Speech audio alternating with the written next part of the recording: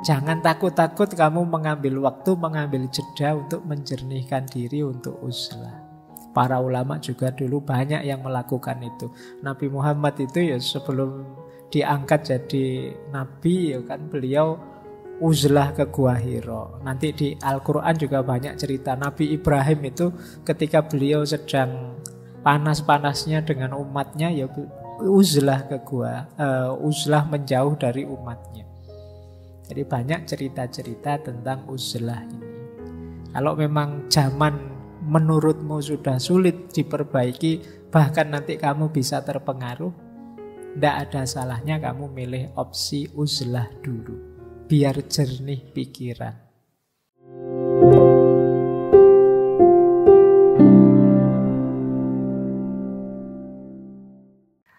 Baik, kita lanjutkan. Sekarang yang kedua, zuhud. Jadi zuhud ini gaya hidup yang meninggalkan segala sesuatu dan sibuk dengan Allah saja. Itu definisi dari para ulama ya, saya kumpulkan jadi satu. Ini juga gaya asketik kalau dalam Islam. Ada definisi zuhud itu membatasi keinginan atau angan-angan. Zuhud itu kata Syekh Junaid Al-Baghdadi menganggap kecil dunia dan menghapus pengaruhnya di hati. Atau ada yang bilang zuhud itu tidak merasa putus asa kalau ada harta benda dunia lepas dari genggaman dan tidak merasa terlalu senang ketika ada hal-hal duniawi yang datang. Atau zuhud itu terbebasnya hati dari ketergantungan pada selain Allah. Ini dari Ibnu Ajibah yang nulis syarahnya Hikam. Intinya zuhud itu hati kita yang sudah tidak lagi terpesona oleh dunia dan fokus pada Tuhan saja, pada Allah saja. Tidak lagi terpesona, tidak lagi jatuh cinta, bukan berarti tidak punya dunia, tidak bekerja, tidak punya apa-apa, enggak. Tapi kita tidak cinta dengan itu semua, tidak terikat dengan itu semua. Fokus cinta kita hanya pada Tuhan saja. Ini namanya jiwa yang zuhud. Orangnya namanya zahid. Tuh. Jadi saya ndak iri kok kalau hanya HP terbaru. Saya ndak iri juga kalau hanya kendaraan paling mutakhir. Saya juga ndak terlalu iri kalau cuma pasangan hidup. Fokus saya ridhonya Tuhan saja. Asal Tuhan ridho padaku, semuanya kecil. Nah ini bisa kamu alasan nanti kalau dikritik. Kamu kok jomblo? Itu ndak menggelisahkanku. Asal Tuhan ridho aku rela pokoknya. Tapi ini beneran orang zahid itu sibuknya hanya tentang Allah saja. Nah ini gaya hidup asketik namanya zuhud. Ini ciri-cirinya. Zuhud itu menganggap bahwa kesenangan dunia hanya sementara. Akhirat lebih baik dan lebih kekal. Apa dunia dibuang? Tidak. Dunia adalah tempat untuk menyiapkan hidup bahagia di akhirat. Jadikan dunia kendaraan untuk menuju akhirat. Orang zuhud itu mengeluarkan cinta dunia, memasukkan cinta pada Allah. Orang zuhud itu melepaskan diri dari ketergantungan pada makhluk. Tergantung ya pada Tuhan saja. Orang zuhud itu menganggap bahwa bahagia itu bukan materi tapi spiritualitas. Bahagia itu bukan harta tapi rasa cukup, rasa puas. Orang zuhud menganggap bahwa harta dan jabatan itu amanah untuk kemanfaatan diri dan kemanfaatan orang banyak. Orang zuhud itu hemat, sederhana, menghindari kemewahan yang bisa menggoda. Orang zuhud itu menjaga anggota tubuh dari segala yang menjauhkan diri dari Allah. Ini gaya hidup orang zuhud. Ini saya baca cepat, nanti mungkin teman-teman kalau di kamar dicentangi satu-satu ya. Ini saya sudah, kalau belum disilang. Saya tidak tahu nanti skornya berapa. Level zuhudmu. Jangan-jangan terus ketemunya silang semua. Oh, saya kok silang semua, Pak? Kalau silang semua, ya kamu urut satu-satu. Kamu mau latihan yang mana dulu? Tadi kan memang ini dalam rangka riyadhah, latihan. Melatih jiwamu agar tidak cinta dunia, agar sibuk dengan Tuhan saja. Ini gaya hidup asketik. Baik, nah ini ada menarik, ada teori tentang prosesnya. Untuk jadi orang yang zuhud, ada tahapannya.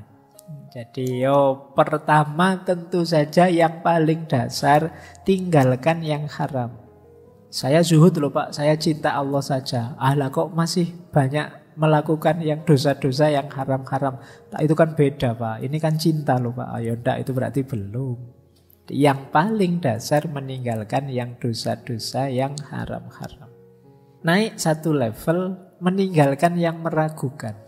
Sudahlah, saya ragu-ragu ini baik apa buruk ya ini, saya tinggal saja. Ini sulit.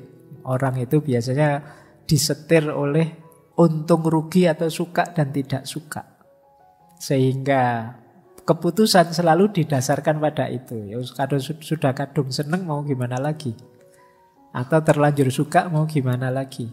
Nah, padahal level 2 setelah kita bebas dari yang haram, bahkan kalau bisa ya kita membebaskan diri dari yang tidak jelas. Kalau masih kuat, naik satu level. Membebaskan diri dari yang boleh, yang halal. Tapi halal sih, tapi berlebihan. Makan itu halal, tapi berlebihan jelek. Maka saya tidak makan berlebihan. Saya tinggal itu. Atau aktivitas yang sia-sia. Kayak tadi. 3 jam hanya untuk nonton TikTok misalnya. Itu kan eman-eman. Boleh wong yo HP-HPmu sendiri, kuota-kuotamu sendiri, yo ndak ada yang larang. Tapi kan yo kemanfaatannya kecil. Maka saya hindari yang begitu. Itu yang halal tapi sia-sia kamu tinggalkan. Atau halal sih, yo ndak sia-sia, yo ndak berlebihan, tapi membuat kita terlena. Akhirnya jauh dari Allah. Gara-gara keterlenaan itu. Nah ini ditinggalkan juga. Nah ini tahapan-tahapannya ya, kalian latihan lah. Pak, saya yang haram saja masih berat ya Pak. Iya, pelan-pelan tidak apa-apa. Apalagi yang subhat, apalagi yang halal. Ayo latihan satu tahap demi satu tahap, sampai puncaknya hanya tersisa Allah saja.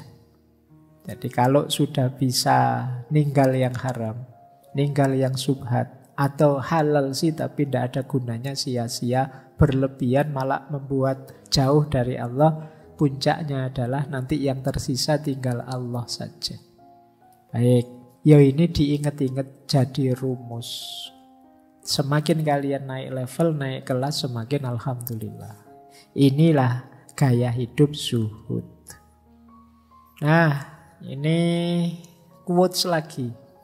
Kalau ini dari Imam Ghazali. Saya baca Indonesianya saja ya, biar kalian tidak lama-lama roomingnya.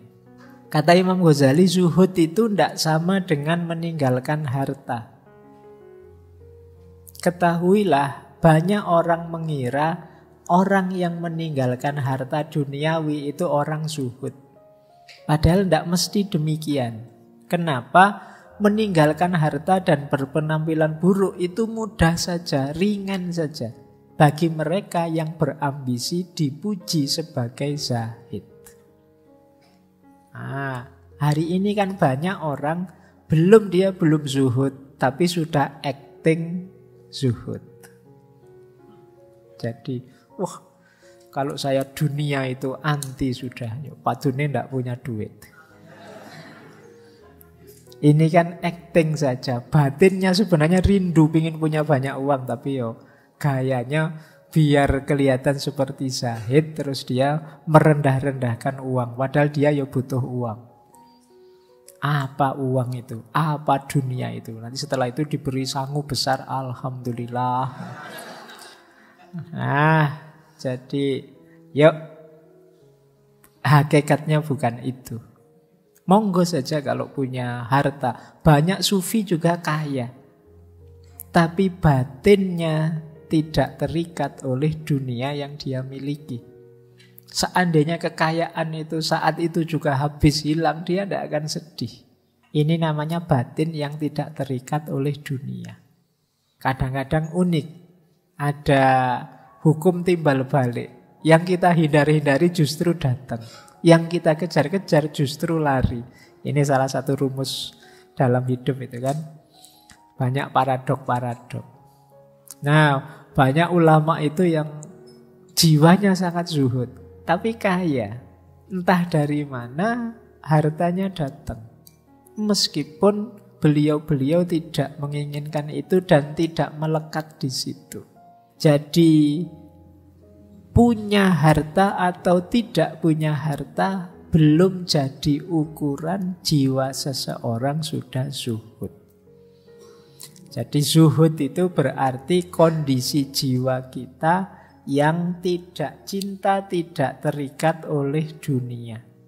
Zuhud itu hati yang bersih dari duniawi. Imam Ghazali di yang bawah itu mencontohkan Nabi Sulaiman itu pemilik kerajaan yang luar biasa, punya kekuasaan yang luar biasa, tapi beliau ini termasuk orang yang zuhud. Jadi tidak kecewa, tidak sedih seandainya kehilangan harta atau kehilangan kekuasaannya.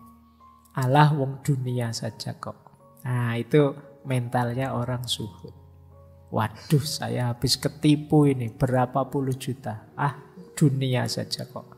Tidak harus disedihkan sampai segitunya. Ini berarti jiwamu sudah jiwa zuhud. Jadi yang membuatmu sedih hanya Allah saja. Kalau kamu merasa, waduh aku kok merasa melakukan dosa seperti ini ya, nanti jangan-jangan Allah murka. Kamu galau di sini, tapi tidak galau kalau uangmu hilang, atau kalau gajimu turun, atau kalau kiriman orang tuamu tidak datang-datang. Tidak apa-apa. Jiwamu berarti jiwa zuhud. Oke ya, jadi ini gaya hidup asketik. Namanya zuhud. Nah, terus ada lagi uzlah. Kalau uzlah ini lebih ekstrim daripada zuhud. Karena dalam uzlah itu tidak sekedar hatinya, tapi tubuhnya juga menghindar dari keramaian. Jadi uzlah itu dari kata-kata azala ya'zilu, i'tazala ya'tazilu. Ini artinya apa? Mengasingkan diri dari dunia ramai. Dalam rangka apa? Melatih batin biar bisa zuhud. Kan kadang-kadang kita harus latihan dulu. Tadi namanya riyadhah. Wah Pak, kalau saya masih di circle saya yang sekarang, sulit saya menumbuhkan jiwa zuhud. Pingin zuhud kok tiba-tiba diajak ngafe. Pingin zuhud tiba-tiba diajak touring, healing, tiba-tiba diajak. Wah, kapan saya zuhudnya ini Pak? Nah, bisa ambil strategi riyadhah dengan cara uzlah. Menjauh dulu deh dari keramaian. Nanti kalau batinnya sudah kuat, tidak mudah tergoda, turun lagi. Nah, ini sebenarnya salah satu laku dalam tasawuf. Namanya uzlah. Para ulama dulu ya banyak yang melakukan uzlah dalam rangka menjaga diri biar tidak mudah tergoda. Menjauh dari keramaian, menenggelamkan diri biar tidak kelihatan dulu. Dalam rangka apa? Latihan. Kalau kita hari ini kan takut. Kemarin kan ada FOMO, takut dia anggap tidak ada. Sehingga kalian pokoknya pingin tampil terus, pingin kelihatan terus. Waduh Pak, channel YouTube saya sudah seminggu ini tidak ada isinya, harus bikin konten ini. Pokoknya kamu pingin tampil terus. Kamu lupa logika tadi, logika riyadhah tadi. Mending kamu puasa dulu, jangan tampil. Nanti kalau sudah hebat baru bikin konten yang luar biasa. Daripada memaksa tampil terus tapi tidak berkualitas. Nah, ini logiknya FOMO kan yang sering dipakai kemarin. Nah, uzlah melatih yang sebaliknya. Jauhkan dirimu. Lakukan riyadhah dulu, mendekat dulu pada Allah. Baik. Nah, Ini ada beberapa, ini saya ambil dari kitabnya Imam Ghazali ya, Ihya Ulumuddin. Ini salah satu hadis yang Rasulullah Nabi Muhammad menyarankan kita di situasi tertentu menjauh. Jangan terlalu terlibat. Kata beliau begini, bersabda beliau, apabila engkau menyaksikan manusia pada ingkar janji dan amanah yang dipercayakan pada mereka, kemudian mereka menjadi begini. Menjadi begini itu beliau memasukkan jemari yang satu ke jemari yang lain. Maksudnya apa? Mereka ini sibuk bertengkar dan berkonflik. Jadi kalau sekelilingmu sudah tidak karu-karuan, isinya orang gegeran, orang konflik saja. Para sahabat terus tanya, lalu apa yang harus kami lakukan wahai Rasulullah? Tetaplah kalian berada di rumah kalian, jaga lidahmu baik-baik. Yo, saya tambah ya sekarang, jaga jempolmu baik-baik. Ya, ambil apa yang kalian ketahui, tinggalkan apa yang kalian tidak ketahui. Karena itu tetap sibuklah dengan urusan kalian sendiri dan tinggalkan urusan orang banyak. Biar kamu tidak terpengaruh. Nah, ini dimaknai ada momen ketika kalian mundurlah. Jangan terlalu terlibat, situasinya tidak kondusif. Isinya orang gegeran, orang berselisih. Kalau kamu masuk, pasti kamu terlibat perselisihan itu entah di posisi yang mana. Mundur sebentar. Apa sama sekali kemudian tidak peduli? Ya enggak. Kalau memang ada yang jelas baik, kalian ambil. Yang meragukan, yang tidak jelas, yang kalian tidak ngerti apa-apa, singkirkan semua. Nah, ini petunjuk dari Nabi. Ini juga dipakai untuk memahami uzlah. Atau ini kata-kata Umar bin Khattab, kesendirian lebih baik daripada sahabat yang buruk perilakunya. Punya teman sakos itu kok kurang ajar semua. Yo wis lah, ndak apa-apa kamu milih.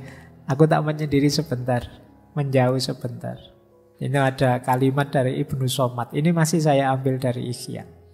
Manusia itu ibarat obat yang dengan mereka kita bisa menyembuhkan beberapa penyakit. Kita ini kan makhluk sosial, butuh orang lain. Tapi hari ini banyak manusia yang justru jadi penyakit dan sulit mencari penawarnya. Oleh karena itu kata saya Ibnu Somad, larilah dari manusia banyak sebagaimana kalian lari dari singa. Waduh, sebelum aku diajak maki-maki ini tak minggir saja, lari saja. Wah, sebelum aku diajak berkonflik yang tidak jelas ini, tak pergi saja, minggir saja. Waduh, sudah nyinggung-nyinggung cebong dan apa? Aku tak minggir saja, itu sudah tidak produktif mesti diskusinya. Boleh. Karena kamu menganggap tidak kondusif situasinya sudah. Uzlahlah, jernihkan dirimu. Karena kalau kamu terlalu terlibat di dalam, biasanya sulit jernih. Kalian ngerti sesuatu secara nyata itu kan kalau ambil jarak sebentar, ambil jarak sedikit. Kalian tidak akan tahu kalau tembok ini warnanya hijau kalau wajahmu nempel di tembok. Nempel jadi satu. Kan tidak jelas ini hijau apa putih kan tidak jelas. Orang itu kelihatan ganteng apa cakep itu kan kalau ada jarak sedikit. Oh ya kamu ganteng. Tapi kalau wajahnya nempel itu ganteng dan tidak ganteng tidak masalah.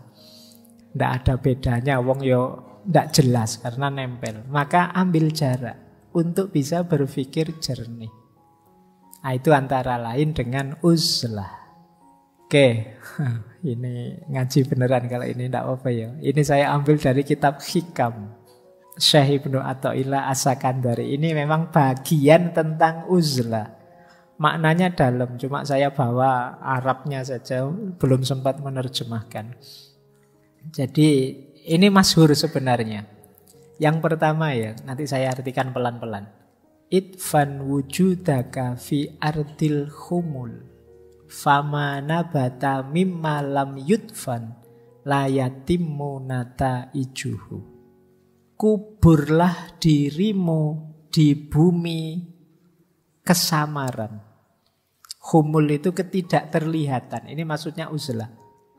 Khumul itu tertutupi sehingga tidak terlihat. Ini mungkin yang diserap dalam bahasa Jawa jadi kemul. Kalau kamu pakai kemul kan tidak kelihatan. Jadi idfan wujudaka fi ardil khumul. Kuburlah dirimu secara tersembunyi.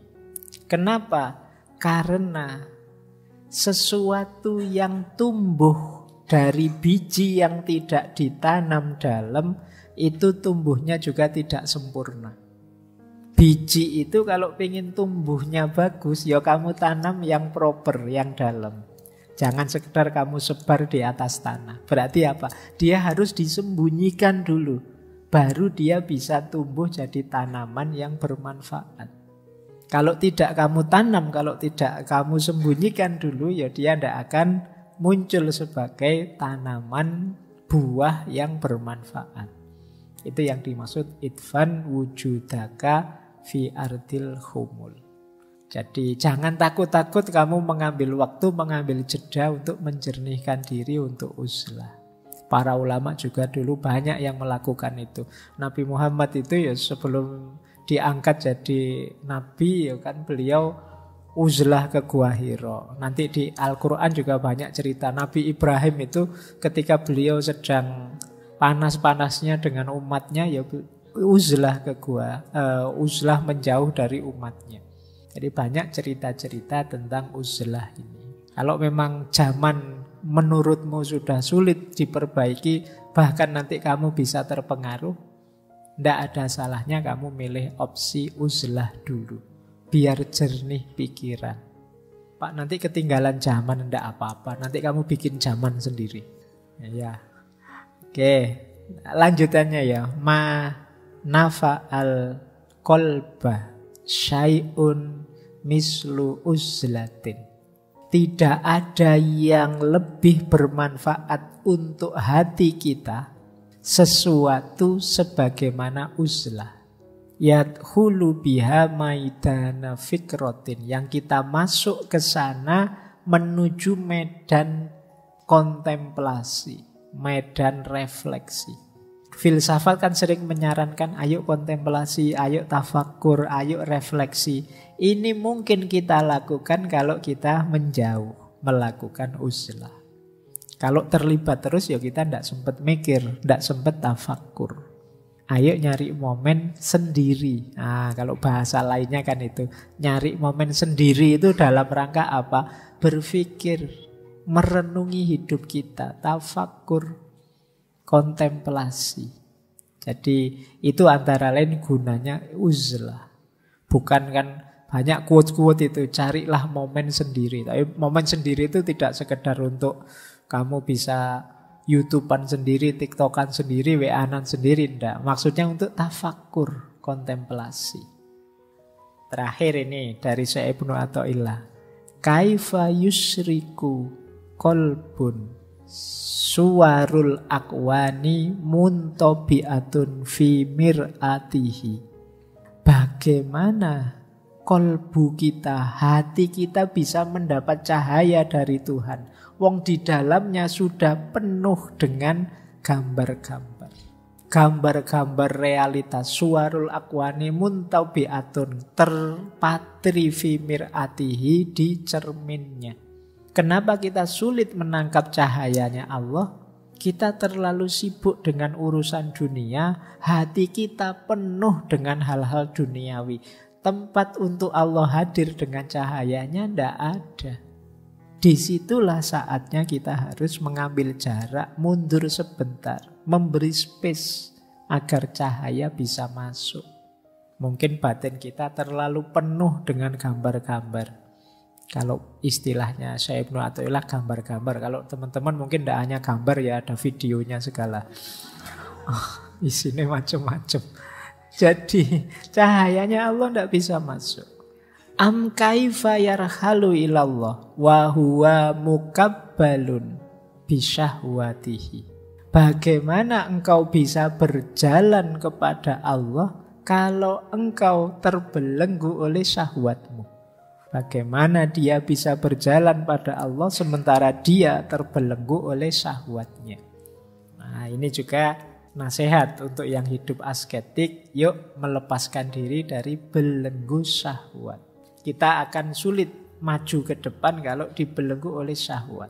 Am kaifa yatma'u ayat hula hadratallah wa huwa lam yatatohhar min janabati ghaflatihi. Bagaimana dia bisa mengharapkan masuk ke hadirat Allah, dekat dengan Allah, sementara dia belum membersihkan diri dari kelalaiannya. Janabati ghaflah, ini janabah, kayak orang junub. Orang lalai tapi tidak sadar-sadar. Gimana bisa dekat dengan Allah? Kamu itu lalai dan tidak sadar-sadar. Yang terakhir, am kaifa yarju ayyafhama daqaiqal asror wa huwa lam yatub min hafwatihi.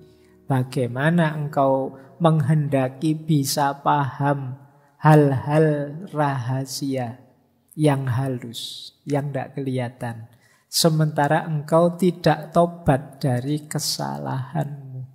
Kita itu kan banyak sekali melakukan dosa yang berulang. Kita tahu itu dosa dan setiap kali melakukan mungkin kita sesali, tapi besok diulang lagi. Nah, ini namanya lam yatub min hafwatihi. Loh, kalau belum bisa berhenti melakukan dosa yang disengaja, bagaimana engkau bisa masuk ke ilmu-ilmu rahasia yang lebih dalam? Nah, ini salah satu bab bagian di kitab Hikam. Hikmah yang ke-11, 12, 13 mengajarkan kita untuk uzlah. Tujuannya apa? Menjernihkan diri dari yang pertama tadi ya, gambar-gambar duniawi. Yang kedua, dari belenggu syahwat. Yang ketiga, dari kelalaian, hal-hal yang melalaikan kita. Entah apa itu, apa gadget, apa musik, apa film, apa apapun itu, kok ternyata membuat kita lalai pada Allah. Yo, ayo kita bersihkan diri dari itu. Dan yang keempat, dari kesalahan-kesalahan. Nah, itulah gunanya kita uzlah, menjauh sebentar. Kamu boleh menyebut ini momen me time atau momen sendiri, boleh lah, pakai istilah yang lebih keren juga boleh. Yang penting kamu lakukan itu. Ini untuk ngerem kesombongan kita, ini untuk ngerem rasa penting kita, untuk ngerem segala yang kita lakukan yang tidak ada gunanya, yang sia-sia, yang dosa, yang syahwat dan lain sebagainya. Inilah gaya hidup asketik yang namanya uzlah. Ya, meskipun begitu, di kalangan ulama ada beda pendapat. Kelompok tertentu mungkin jangan uzlah. Nanti dosenmu uzlah semua, kampusnya libur. Ya kan? Paling enggak nyari momen gantian. Atau mungkin ada hari libur tertentu yang panjang. Wah, ini mumpung libur panjang, saya tak ngambil momen untuk uzlah. Enggak terus-terusan. Nanti itu ada beda antara ulama sufi dengan beberapa ulama fikih. Ada yang bilang lebih utama uzlah, ada yang bilang enggak, lebih utama hidup bermasyarakat, memberi manfaat masyarakat. Kata Imam Ghazali, tergantung situasinya, tergantung orang-orang sekeliling kita. Kita yang bisa menentukan. Iya Pak, saya mau uzlah, tapi ini dulu Pak, ini waktunya ujian akhir. Nanti kalau saya tinggal uzlah nggak lulus-lulus saya. Uzlah tidak tenang saya. Itu kamu lihat situasi ya. Meskipun uzlah itu penting, kalian cari momen yang pas, yang tepat. Terakhir, ini keutamaan uzlah. Dengan uzlah yang pertama, kita punya kesempatan untuk memperbanyak ibadah mendekat pada Allah. Ini keuntungan pertama. Keuntungan kedua, kita paling tidak saat uzlah bebas dari dosa kemasyarakatan. Apa contohnya? Gibah, ya kan? Kalau kan kamu punya uzlah kan, hasratmu untuk gosip kan paling tidak direm sementara. Mau gosip ini gatel aku, tapi sama siapa wong sedang uzlah. Nah, paling tidak yang ini kan aman. Ghibah aman. Kemudian amar ma'ruf nahi mungkar. Wah, saya ini kan harusnya amar ma'ruf nahi mungkar ini. Tapi ya wong ini sedang menjauh dari keramaian, sementara safe. Meskipun ndak amar ma'ruf nahi mungkar ya ndak apa-apa. Riya juga aman. Kamu kan ndak perlu pamer sama siapa-siapa, kan wong sedang sendirian. Kemudian mengumpat, memfitnah, arep misui sopo. Ndak ada orang lain.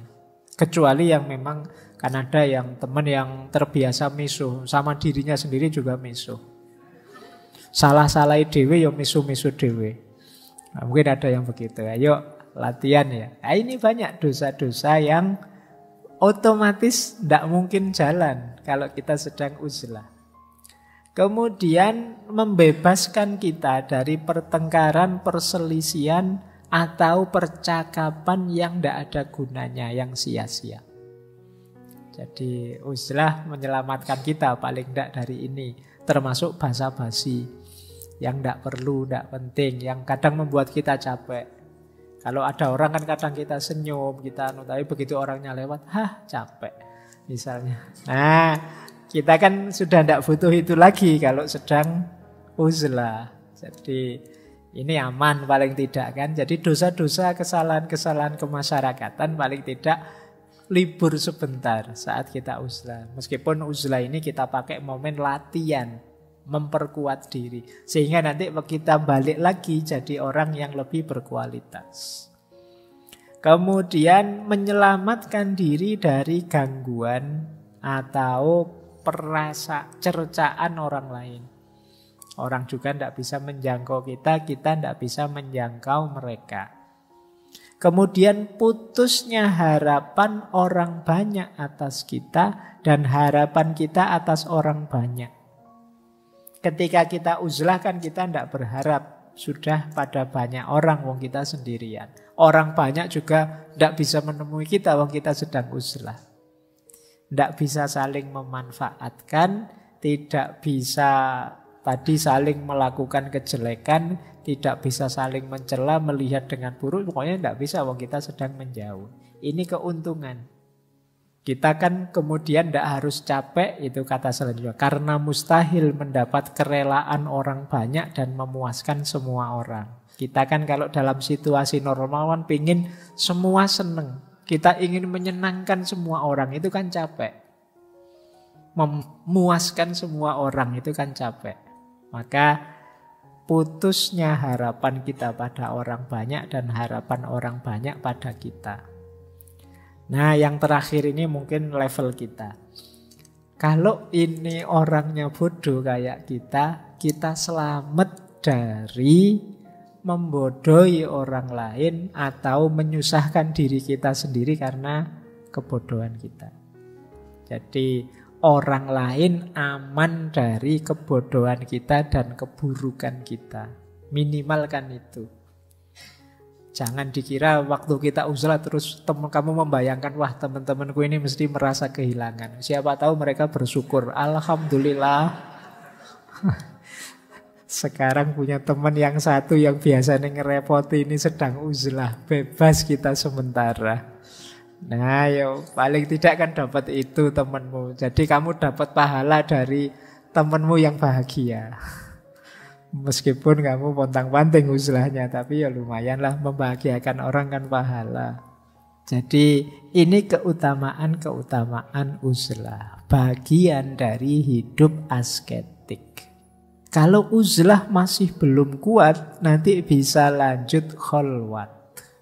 Kholwat ini lebih nyepi, biasanya kamu malah nyari tempat khusus, kamar sempit yang lebih sempit dari biasanya untuk benar-benar mendidik diri. Atau mungkin kalian milih riyadoh yang lain yang lebih cocok untuk kalian. Paling tidak manfaatnya uzlah ini kalian bisa merenungi diri. Kan ini bagian dari keutamaannya orang hidup itu kan memahami diri, merenungi diri, mengenali diri dan mengenali batas hidup kita. Sehingga kita hidup di tataran guna. Baik guna untuk diri kita maupun guna untuk masyarakat sekeliling kita. Tidak di tataran kesia-siaan. Jadi ngobrol yang sia-sia, beli barang yang sia-sia, teman yang sia-sia, itu perlu dievaluasi semua. Sering minggu lalu kan kita bilang ya di antara yang harus dibersihkan itu ya tidak hanya harta, mungkin pikiran, mungkin juga pertemanan, mungkin juga apa saja ya. Kalau memang tidak penting ya saatnya bersih-bersih. Wah teman yang ini toksik banget ya, ngerusak terus atau ya saatnya bersih-bersih. Wah pikiranku itu loh kok mengarahnya ke yang gitu-gitu terusnya. Ya saatnya bersih-bersih pikiran. Itu gunanya uzlah, menjauh sebentar. Ya terserah kalian momennya. Mungkin Pak, saya mungkin bisanya uzlah itu ya cuma akhir pekan Pak. Ya monggo saja. Oh saya bisanya setahun sekali Pak kalau pas libur panjang. Monggo saja. Saya bisanya sih sebentar-sebentar Pak kalau akhir malam saja. Monggo saja. Ambil momen sesuai yang kamu mampu. Jadi yang lebih penting kan aktivitas riyadohnya dalam uzlah itu. Diharapkan nanti setelah uzlah kalian kembali lagi hidup ke tengah masyarakat dengan normal. Tapi sekarang kalian sudah powerful, sudah kuat. Tidak tergoda lagi. Jiwamu sudah jiwa seorang zahid yang tidak tergoda oleh dunia, fokus pada Allah saja. Baik, saya kira itu ya malam hari ini tentang gaya hidup asketik. Saya akhiri sekian, kurang lebihnya mohon maaf. Wallahul muwaffiq, wallahu a'lamu bissawab. Wassalamualaikum warahmatullahi wabarakatuh.